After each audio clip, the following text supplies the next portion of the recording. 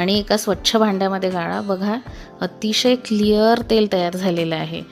मला माझ्या पूर्ण फॅमिलीसाठी वापरायचं असतं, त्यामुळे मी मोठ्या प्रमाणात बनवलं आहे. तुम्ही प्रमाण कमीसुद्धा ठेवू शकता. आता मी व्हिटॅमिन ईच्या कॅप्सूल्स टाकते आहे. तुम्ही त्याला थोडंसं प्रिक करू शकता कैचीनी किंवा सुईनी, आणि त्यामध्ये 10 कॅप्सूल्स मी टाकलेले आहेत.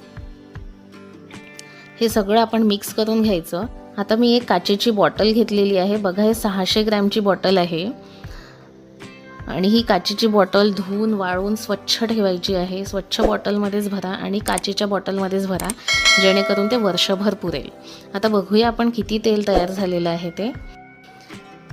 यामध्ये हे तेल भरून घ्यायचं आहे.